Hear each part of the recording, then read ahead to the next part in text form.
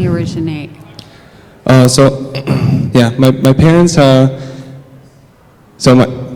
my mom's side, my family comes from the Czech Republic. On my dad's side, his family comes from partially from Germany, where they lived in exile actually for a while because of the kind of a religious makeshift of Central Europe. Czech Republic, or that part of the country, has always been very Catholic, and so for Protestants, that some of them decided to leave into Germany to kind of escape some persecution for religious reasons. Wow. So what year were you born? This will blow me away. This will make me feel really old, so just prepare. And So I was born in 1992. Okay, yes it does. That's right. So 1992 in the Czech Republic, what was it like there then? So in 1992, that was after the Iron Curtain fell down. We had our Velvet Revolution, so at that point we were really on our way to become a liberal democracy with a stable government and all of those good things that come with it. But we've definitely had a rocky path before that. So could you tell, as you were growing up, that there was kind of a rocky path, or, you know, just sort of the cultural makeup? So I think what is kind of the most stark difference that I've experienced coming from the Czech Republic, and especially moving into central Minnesota eventually, where in Alexandria, Minnesota, basically the whole town gets up on Sunday morning and goes to church.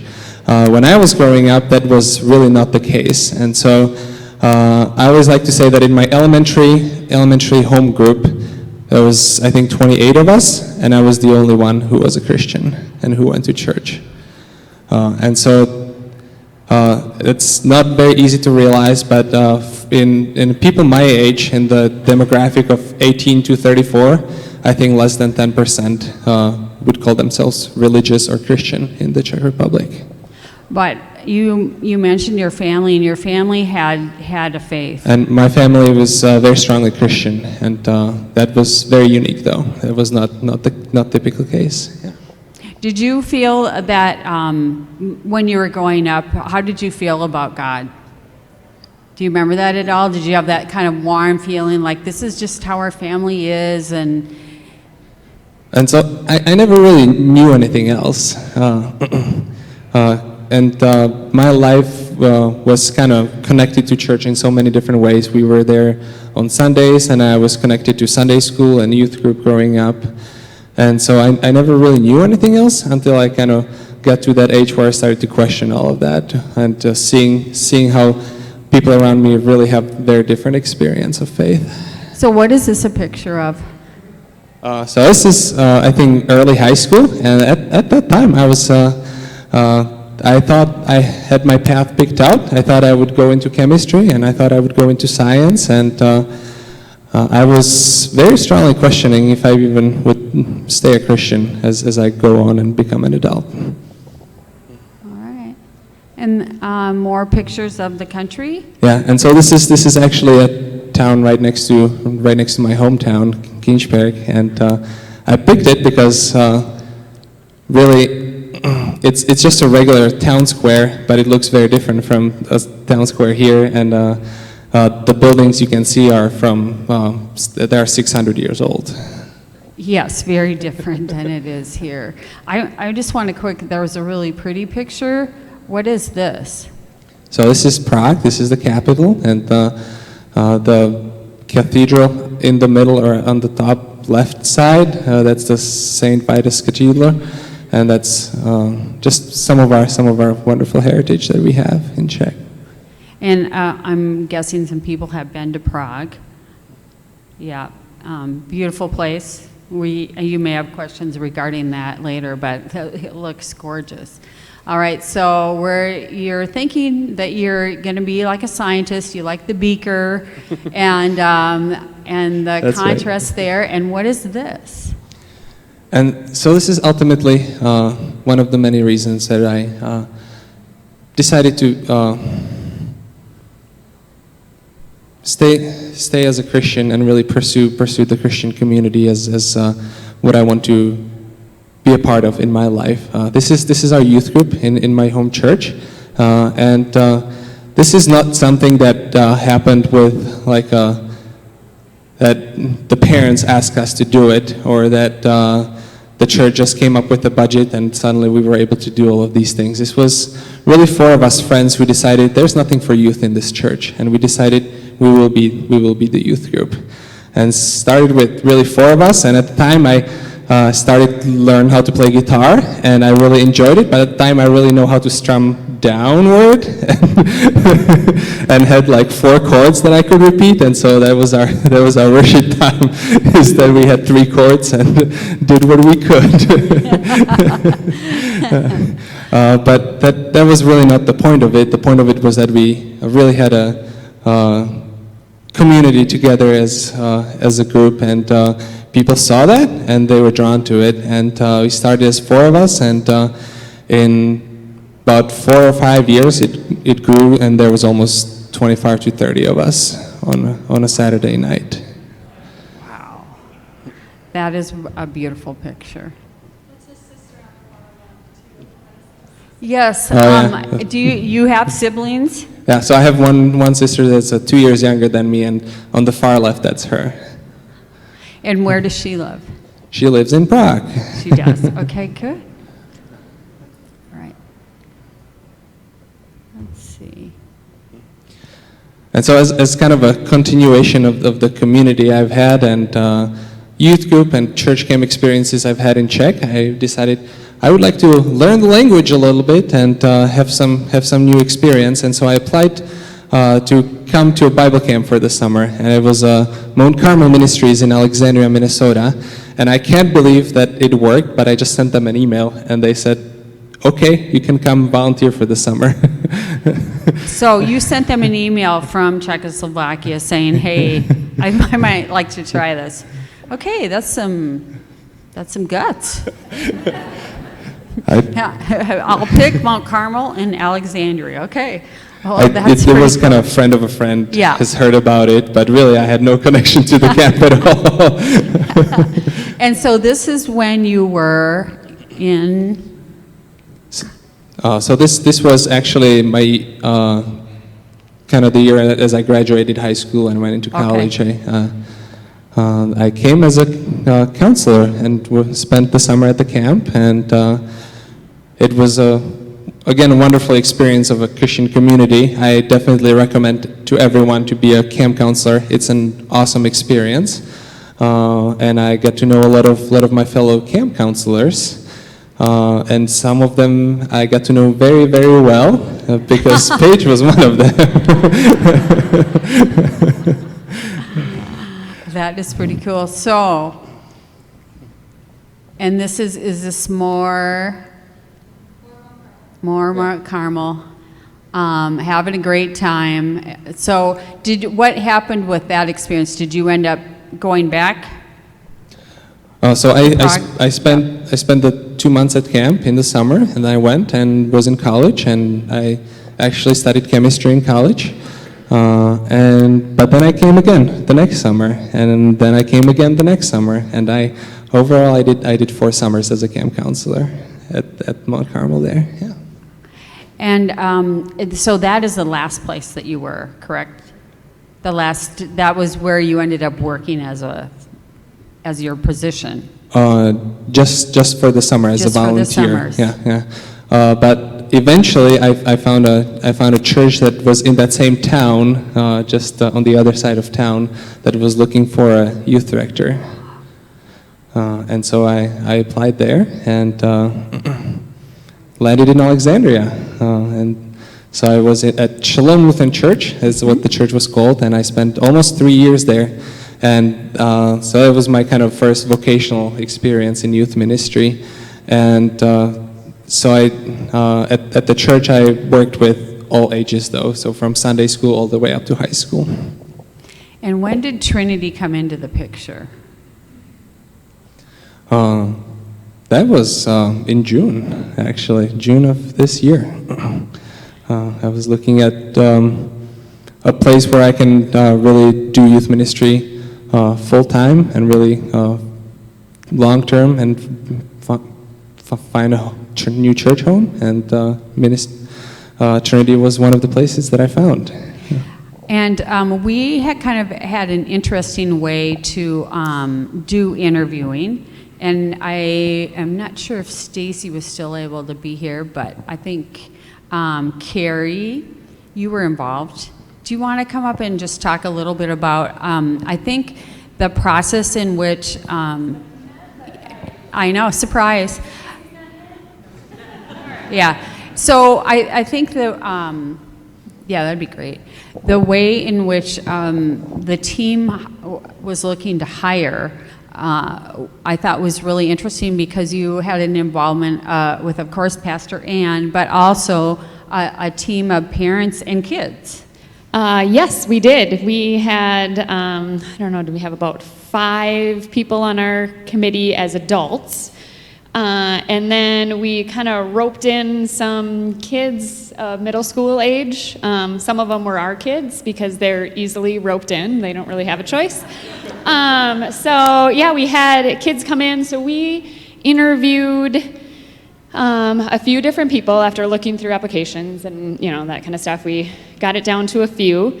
And then we would interview the candidate, and then we would have them do an activity with the kids, with the kids that were gathered there. We maybe had, 10 or so kids. And then we had the kids rate the candidates as well. So hands down, this guy, the kids loved him. There were different things that the kids didn't like about a couple of the other people. But all the kids loved that he got down there and was talking with them, and they had fun with him, but also learned some things, which is perfect for middle school. They then will want to be there and they'll want to learn. So anyway. Right, and middle school is not the easiest time in one's life. Who enjoyed middle school, truly? Yes, no one really yes, raise your hand if you want to go back enjoyed there. middle school, please. Because, so many things are going on for kids at that age, just, as they're growing, and to try to even be able to concentrate on something outside of sports or having fun or, many challenges when you even go to the middle school building today at school. So getting kids to be able to be involved was a huge criteria, and I know there were other. What were you guys looking for? I think we wanted someone that the kids could truly connect with. And the kids would, if there's a relationship there, if there's a connection there, the kids will want to know more, they'll want to learn more, they'll want to be a part of it more than if it's someone standing up here, talking. We want the kids to want to be there and be a part of it and have a say in who's here, because then they have some ownership in the whole process too. So I thought that was really cool as I sort of watched this process unfold. And what I noticed about Tim was that he got right in there with the kids. I mean, a couple other people might be like, okay, we'll do this activity, and seem pretty sedentary, and the kids were maybe coloring or whatever, and Tim just opened up the gym and got them, I don't know what you were musical chairs or something, Yeah. but everybody was having Yeah. a good time and really connecting. So that seemed like it was a great way to do your interview process as well. Yeah, and it was fun for everybody then too, I think, and then we got to see him do the real thing. How will he interact with the kids? How will he bring faith into a fun environment? So yeah, I thought it was great. And he did a wonderful job, obviously, if he's standing here right now talking to the rest of you. Exactly. And he has, as we're learning, a very interesting past, just growing up in Prague and Czechoslovakia and then coming here. So we're very thankful to have you. Now, Thank you. Very happy to be here. and this is this your family? And so this is my family. It's my parents on the very left and very right. And so this is, I think, the first time or the second time that Paige actually came and visited in the Czech Republic, and was able to meet all of my family and meet my parents and grandparents. And so it was it's just a very special time. After we met at camp, we dated for 3 years? Yes. You need to come up at this come up point. and tell about the story. Our relationship story is kind of funny because it didn't start out mutual. I'll say that. But before I get into it, I just want to quick encourage Ryan. Middle school is not that bad. I was totally nerdy and loved middle school. But I will say I don't want to go back and relive it. But it was good while I was there, so don't be afraid. Sorry, Don't it be is really afraid. great. So when we met, like Tim said, he had just graduated high school, and I was working at camp. And so when we started talking, I was just really interested in getting him to talk more because he was really shy to speak English. And it was just kind of fascinating that I learned if I asked him questions, he opened up, but otherwise he was really shy and quiet. So he was kind of mysterious. But the funny part was that by the end of the summer, he worked up the guts to ask me out, and I said no. Because first of all, he had just graduated high school and I just finished my first year in college. So I was like, he's a baby, I can't do that. But also, I wanted to be smart. It was the end of the summer, he was going back to his home country. I was like, what are the odds of that? So he was rejected. It was kind of sad. The second summer when we worked together, I was only there for 2 weeks because I had another job. So I saw Tim, but I didn't interact with him at all because I felt bad that I had rejected him and I didn't want him to feel worse. But I did notice that he had grown quite tall over the past year, and that was very interesting for me. We both were back again for our third summer working together. I had no idea he was returning. It was a total shocker to me. And over that summer, we started swapping music. So we would get together and start jam sessions and be like, hey, I like this song. Have you heard it? Oh, I think I have. Let's work it up. So we started working up music together and being involved in worship team together. And I discovered that I started liking him back. And I was like, what? But again, it was like by the end of the summer when I figured this out. So we decided we wanted to be smart and say well, we mutually like each other. Let's keep in touch over the next year, and if we still feel the same way, the next summer we'll try dating. So we stayed in touch over Skype. I was in my first year of teaching in Byron, Minnesota, near Rochester. I was teaching middle school, and Tim was in college still. And we both agreed we would work at Mount Carmel again, and I think 3 weeks before the summer of camp started, we were like, well, it has to be official when we start camp, otherwise it will just be weird. So we started dating from long distance, and then met at camp, and we're like, hey, we're dating, but who are you, kind of a thing. We hadn't seen each other for so long.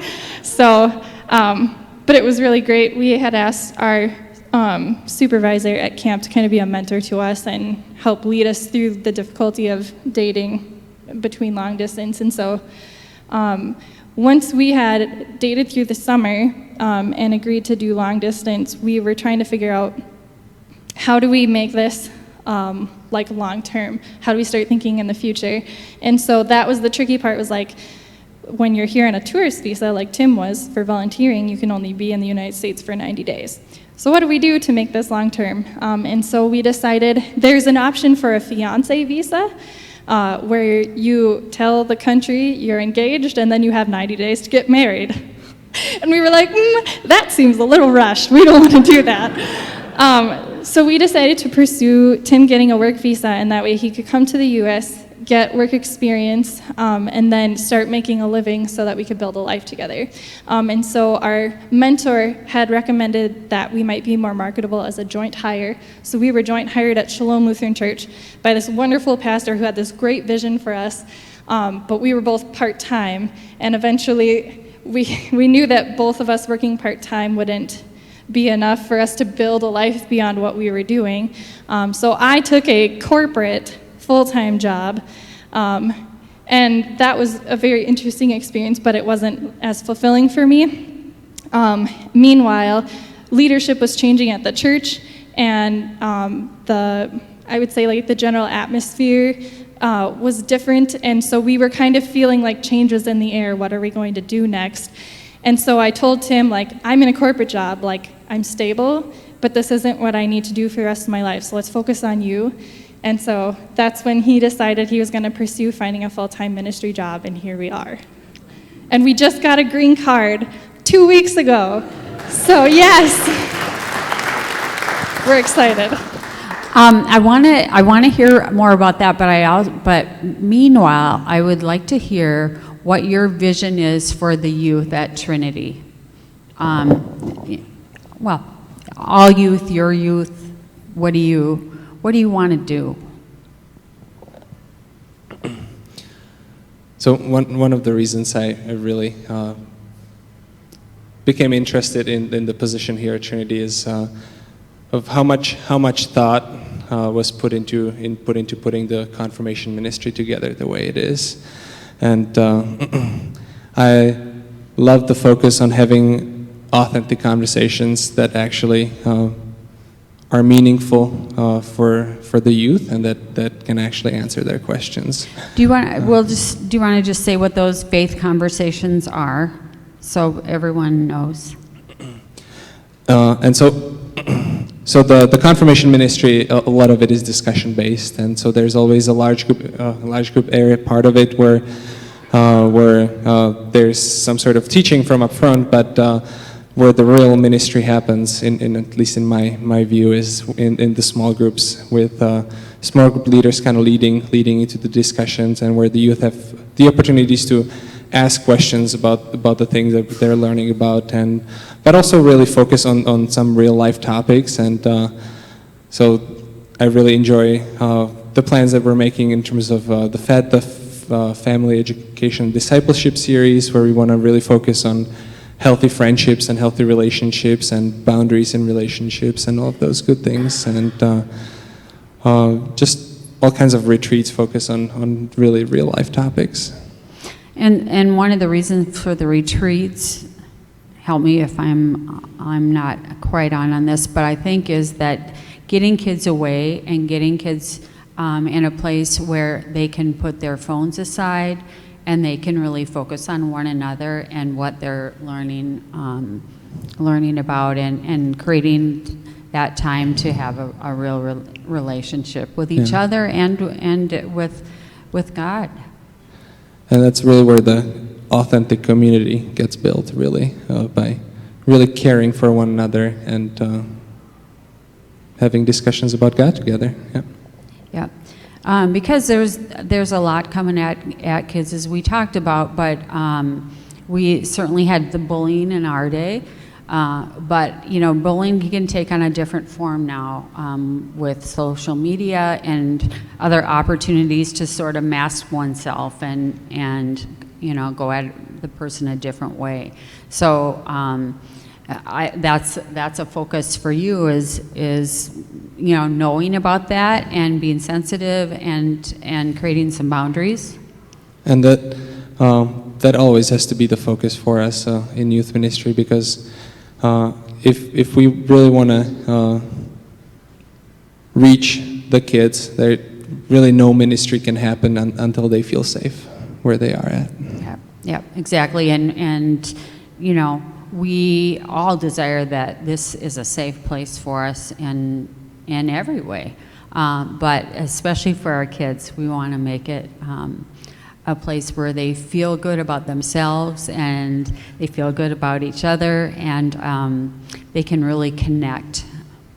So I think that is a a great thing and something that's really important as we, the youth are our future. So I commend what you're doing.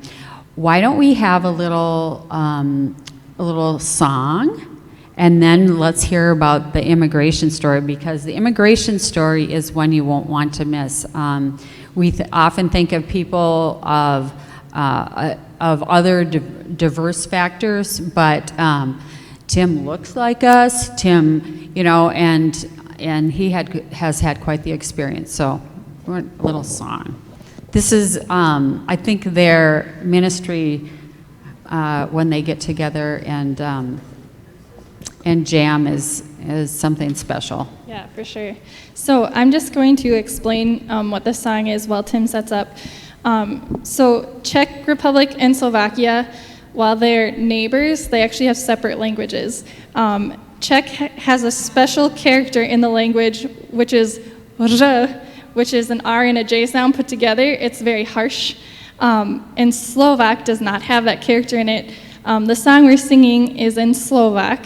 And I just want to tell you what the translation of the chorus is, but this actually transitions into our story about immigration really well, because while you get the fast version and it might sound easy, it's been very, very tumultuous, and it's been years and just a lot of really hard factors that God has gotten us through.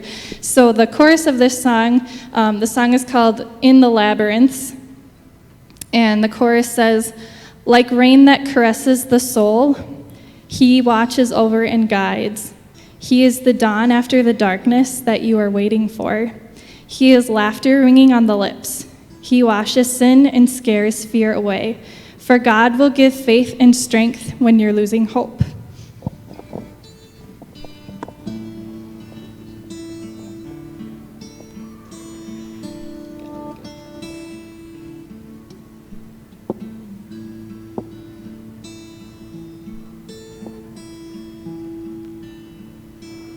I have to look up the words because I don't have my Slovak memorized.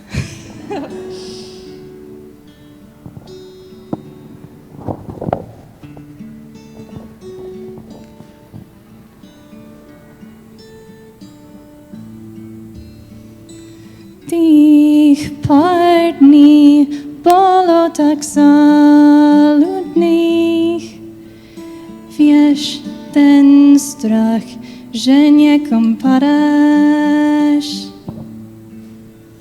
Viem, ten pád spôsobil príval strach. On je ten, ktorého hľadám.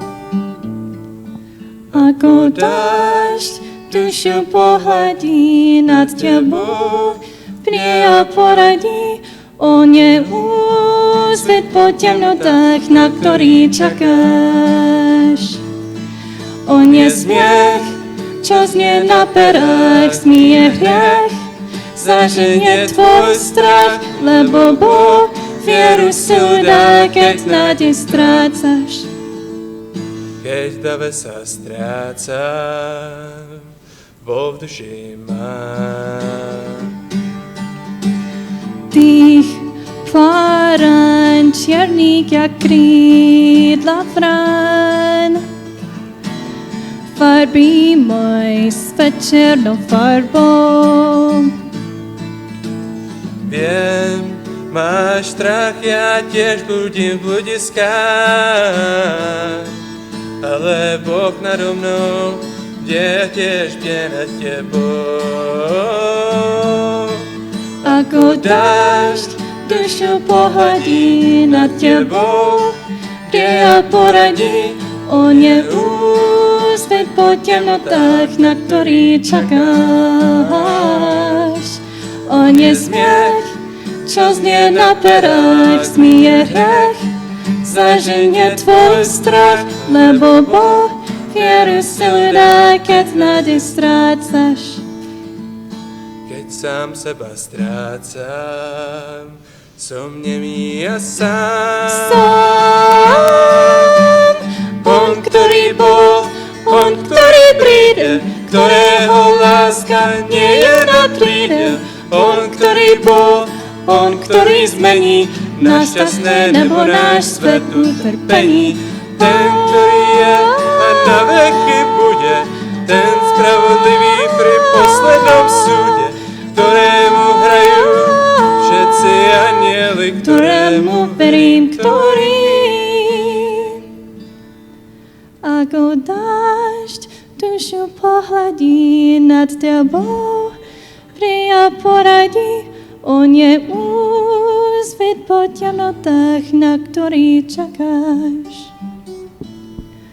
On je smiech, čo znie na perách, smije riek, zaženie tvoj strach, lebo Boh vieru silu dá, keď nádej strácaš.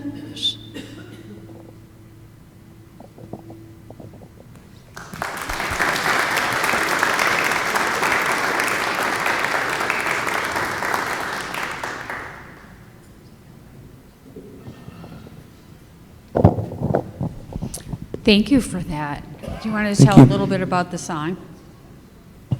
What you were talking about? It's a song that really connected to us because of the words and navigating some of these more difficult realities of our lives really feels like a labyrinth sometimes, and that's what the song is about. That we are in a labyrinth, but God is our light that leads us through it. We are glad you are here. The immigration story, Paige, I know you've shared some of that on Facebook. Paige is more the talkative one, as we can tell, right? Oh, yeah. What has that been like? What do you want people to know? Immigration is very challenging. I think even when we knew we wanted to do it, we had no idea how difficult it would be. The paperwork process is nuts. Like, even if you speak fluent English, you really have to be a lawyer to understand what all you're signing. And if you don't speak fluent English, I have no idea how a person would go through the paperwork part of it. There are various paperwork processes throughout, and every time you fill out more paperwork, you have to pay thousands of dollars just to send it for them to recognize the paperwork. And while they have like an updated website where you can enter your receipt number for your paperwork, the details that they give are very vague. Like, we've received your paperwork. You can expect to receive an interview with immigration. We received that notice in January and just had our interview with immigration 3 weeks ago. So it's very time consuming. We actually started the process with Tim's work visa in August of 2016. And he received the work visa. We were really lucky. He received the work visa in February by the next year. So we were working at Shalom together, but he was a volunteer. He wasn't able to get paid until the work visa went through. And then once he had the work visa, we were set for 1.5 years before it expired. So with the changing of leadership that occurred right around the time when his visa was about to expire, the church decided that they couldn't sustain the program as it was, and we were completely shocked when in one day they just said, oh yeah, we're not gonna keep employing Tim anymore. And that was the only thing keeping him in the country, because he was connected with the work visa at the church. So suddenly we had no idea what was going to happen. Tim had no way of working anywhere else or making money because his visa completely tied him to the church and only at 25 hours a week. And so we were in 2 weeks, like, we had no idea what was going on, and miraculously the work visa that Tim had applied for, the work authorization Tim had applied for went through. So 2 weeks after this happened and we had no idea what was going to happen, this work authorization card came in the mail, and we were like, praise Jesus, like, who knew that was going to happen? So it's taken 3 years since we started the work visa process. From the work visa, Tim received work authorization in the United States, and then while they were still processing his permanent residency application, he was able to work through that work authorization card, which allowed him to be hired here before he obtained permanent resident status, which is the green card that we just received. So now we're good for the next 10 years. That's the most time we've ever had without needing to fill out more paperwork.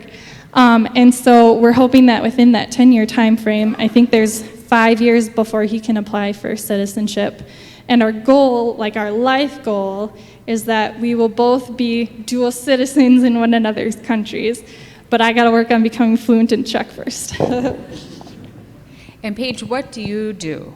I am the office manager at the Academy of Whole Learning in Minnetonka, which is a private nonprofit K-12 school for kids with autism and related learning disabilities.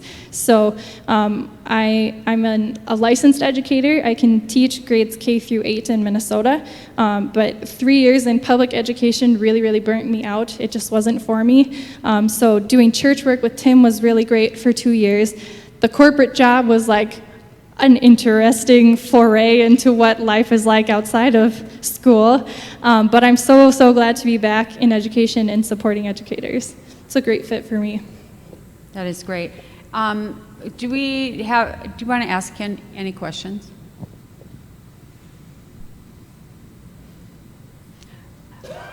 Well, you know what? I think that we have learned a lot about Tim and Paige, and this gives us a lot of opportunity to connect with them through the church as your conversation points. And one thing you might want to ask Tim about is, may I say, is it a ping pong table? Tim loves ping pong. We now have a ping pong table here, and that is one of your passions.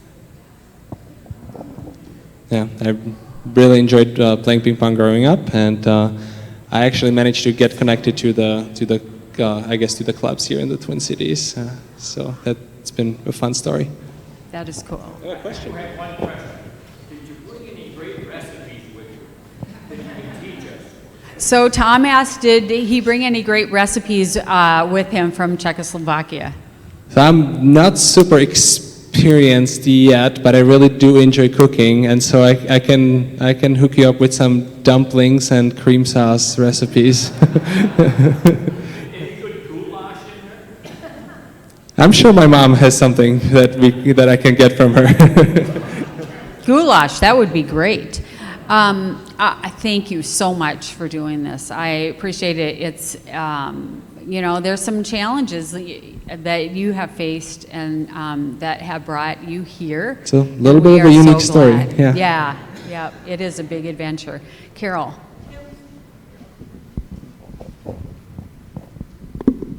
Tim, your English is so perfect. I thought you might have an accent, but I don't hear any. Tell me how you learned to speak English so well. My accent comes out at 10 o'clock at night when I'm really tired.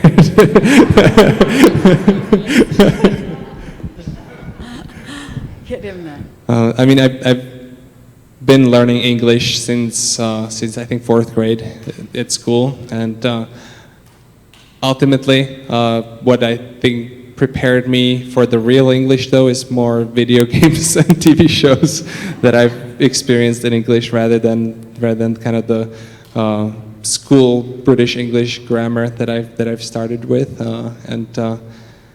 yeah, thank you for saying that.